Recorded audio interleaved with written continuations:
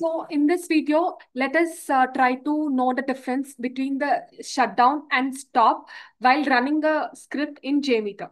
So this is a script which have been created using the JPET application, which is an application used for practicing the JMeter. It has all the transactions right from the enter store and sign out. This is an end-to-end scenario. So while running a script, the script can either be stopped in between by two ways. It is shutdown or stop. If we go and click on shutdown, what happens is the test will not end abruptly. Wherever the test is being ended, or in whichever transaction we click the shutdown, that transaction is completed and then the test is ended. For example, if we click shutdown while executing the add to cart, then this transaction is completed. Then the eighth transaction, that is checkout, will not execute. Whenever shutdown is being clicked, the further iterations or the final execution will not happen. Whereas when we come to stop, where it is an immediate shutdown, I mean immediate stop, and will not execute the present transaction in which we click also. That is, if we click stop at the seventh transaction, that will not also execute. It will abruptly stop. So let us see what happens when we execute and then click shutdown and stop. So in the thread group, I have given the users as 20, the ramp up period is 2, and the loop count is 1. So let us see how it works. I am clicking on run. So as you can see, the script is running and we can see how it is working. So first, let us shut down and see what happens. A pop-up has been arrived and this transaction has completed and then the execution has stopped. The transaction is not completely or completed and then stopped. Whereas in stop, what happens is, let us run it for the second time and see. The execution has started. And let's stop it now and see what happens. The test is abruptly ended and we all can see this errors. And this error is socket closed, which indicates that a test has abruptly stopped and not gracefully stopped. This error occurs whenever the transaction is not completed and forcefully the transaction got ended. This is what happens in both the cases. Now let us see what happens when the test is not interrupted in the middle and it is executed till the last.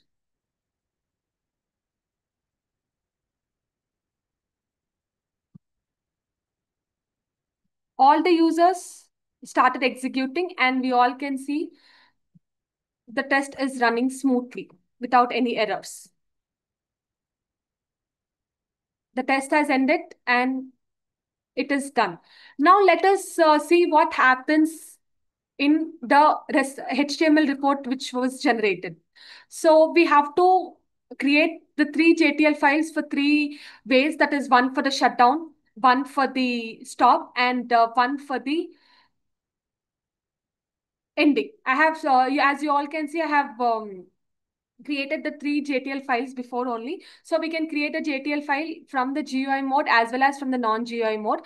You can just add something called as simple data writer, give the path here and the JTL file will be created. And then after the JTL file is created, we can just go to options, generate the HTML report and give the required files here. After we click on generate report, the HTML report will be generated. So let us see one by one report after the other. First, let's go and see the shutdown report. This is the HTML report. This is the AppDex table. This is the pie chart which tells us the percentage of the passed request and the failed request. In this case, there are no failed requests. So this is the main table from which we have to analyze everything. And this is the error table. As there are no errors, the tables are empty. So as the test was shut down, so all the requests were not completely executed by everyone. That is why we can see the change in the samples in the first column. See, as you all can see, the number is getting decreasing one by one the transaction. So this is how the HTML table looks or the response time looks in the shutdown report. Now, let us go and look into the HTML report in which we have stopped the test, that is abruptly ended. So here, as you all can see, that 25% of the errors, I mean the 25% of the request was failed and the remaining were passed. Here also you can see the samples are not even and they are more or less. Here we have got 14 errors and the error is the socket closed. As I have just now told, this is because the test was abruptly ended and forcefully stopped. That is why all the errors which were caused was because of this stopping only. So let us see how the report looks when we didn't stop it or shut down it and let it run. So this is where we can see all the requests have the same number of, all the transactions have same number of requests and there is no errors or the brief of about the errors. And also the requests are 100% passed. So this is how it works and this is the difference between the shutdown of the test, stopping of the test, and also not only from the JMeter we can shut down or stop the test, we can also stop the test by just going into the